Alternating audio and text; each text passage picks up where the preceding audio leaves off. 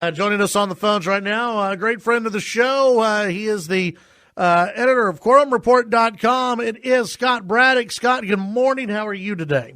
Doing well, Chad. No ice on the roads here. Well, that's good.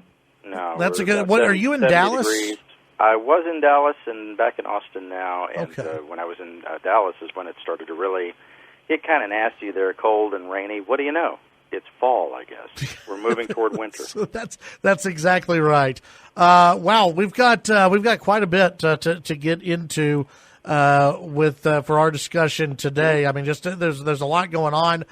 You had Rick Perry over the weekend say that Donald Trump will not be making another trip to Texas, which in a way is surprising. I mean, if he would have told me that about 3 or 4 months ago, that would have surprised me. Now, with about 8 days to go, I guess I'm not too surprised.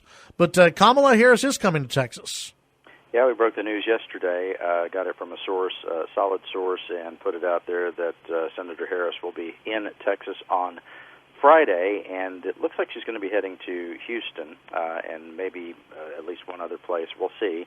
Of course, these plans are always fluid, Chad. She had said earlier she was going to come to Texas, and then there was some concern about coronavirus on her own staff.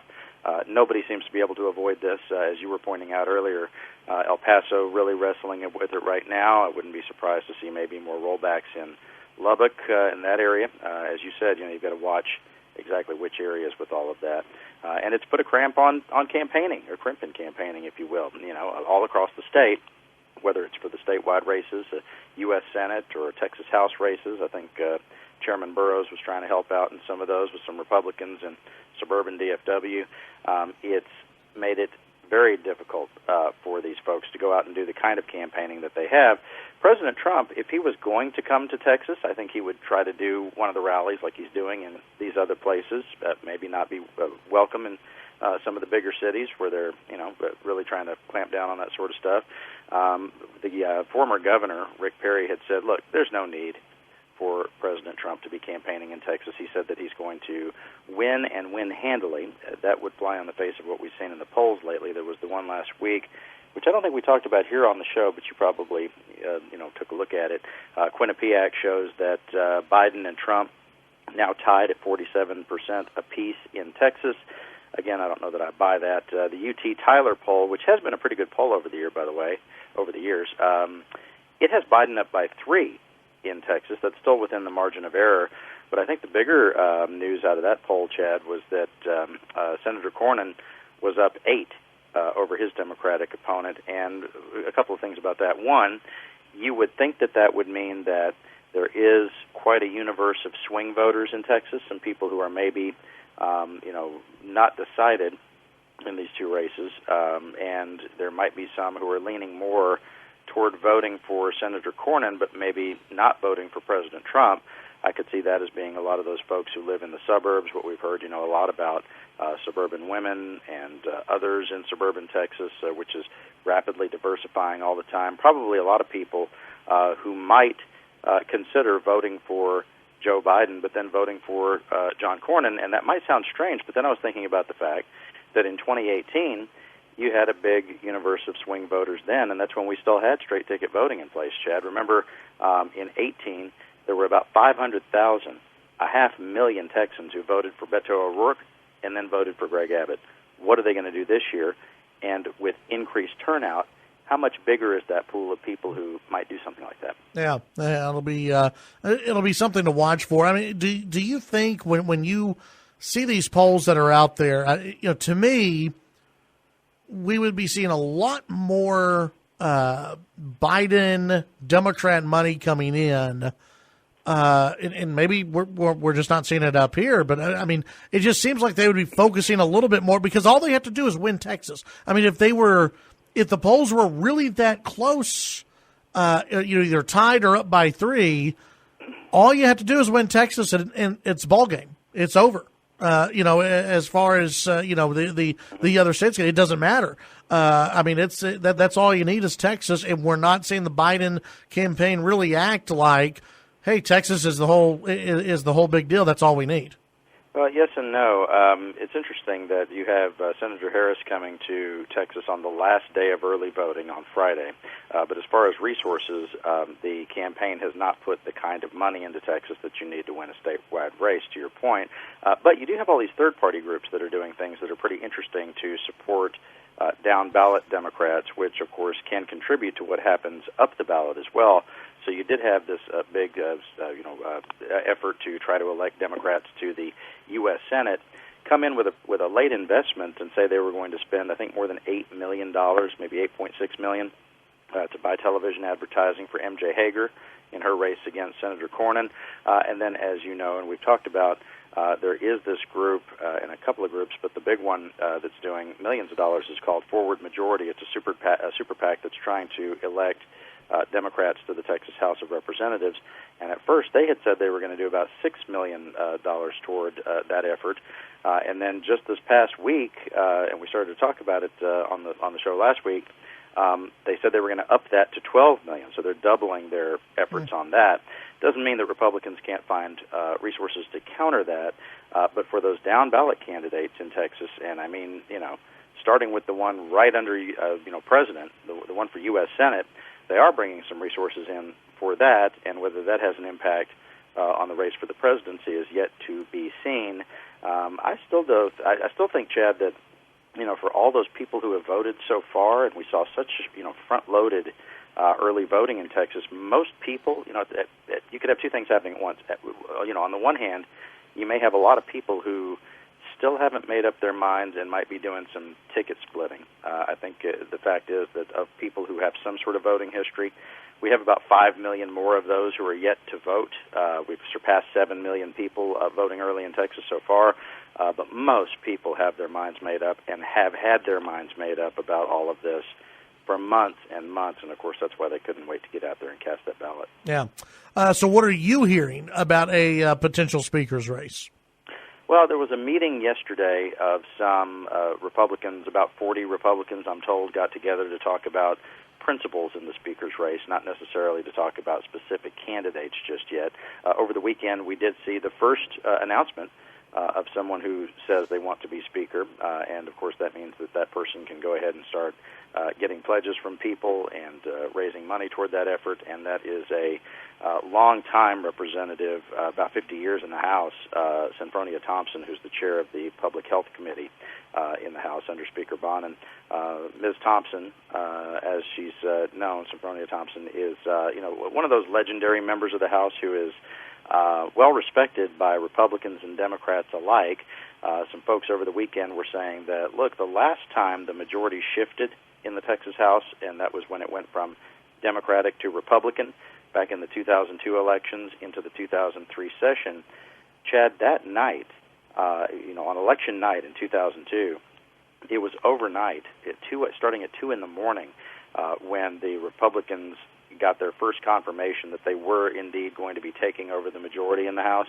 And so Tom Braddock, who ended up becoming the Speaker back at that time, he and his team were working the phones overnight that night, talking to members, trying to make sure that he had all of his votes locked down to be Speaker. And by that very next day, the day after Election Day, he came out and said he had enough votes. He had his list of people to be the next Speaker of the Texas House.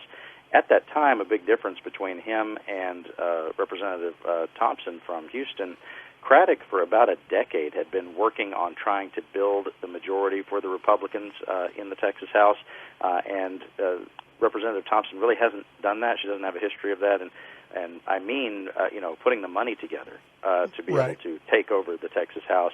There are some other Democrats who have been working on that. Trey Martinez-Fisher from San Antonio has been giving hundreds of thousands of dollars from his PAC. Also, Chris Turner, who's the Democratic leader in the House. He's from Arlington. He's been giving hundreds of thousands of dollars from his account as well, trying to back up these Democratic candidates. But it will be interesting to see who these Democrats who get elected, let's say they take the majority, who it is they're loyal to.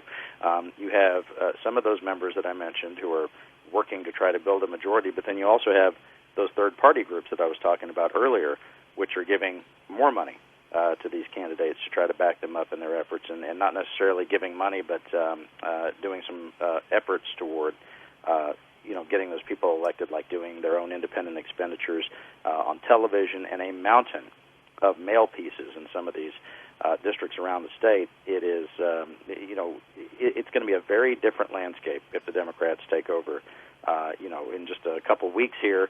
And what kind of speaker would they elect? And which Republicans would be able to support that Democratic speaker who, let's think about it, Chad, they would be beholden to the voters and those groups that help put them in the majority. And so, I heard you talking with Representative Burrows about, what kind of Republican majority there needs to be to move conservative legislation through there. Well, what if they have a Democratic majority and their voters and the groups that support them want to see them do things like tackle climate change, Medicaid expansion, gun control, rolling back abortion restrictions, LGBT rights, and all that sort of stuff. Can any of that – you've got a Republican governor, you've got a Republican lieutenant governor. I mean, none of that's going to happen. If you're trying to move anything like that, a progressive, there's no way you're going to move through a Green New Deal type of piece of legislation. But I mean, anything like what you just mentioned, I mean, there's no way Democrats move through anything like that through the House, though, right? They may move it through the House, but there's no way that gets through. That's right. And so what you would end up having is just sort of a killing field for legislation, if you want a headline for this interview. Headline for the interview, if Jody Smyers is listening, you would have, a Senate that would pass conservative legislation under the lieutenant governor. I don't think that the partisan makeup of the Senate is going to change much at all, maybe one seat or two, but I think that the Senate would continue to move some conservative legislation. The House might pass some things that are a little more progressive, but, Chad, once the House sends a bill to the Senate, the lieutenant governor doesn't even have to refer it to a committee. And the same thing is true in the House. If the Senate sends a conservative piece of legislation that a Democratic speaker doesn't like, they don't have to do anything with it. And so it may end up being really, and here's another interesting aspect to all this.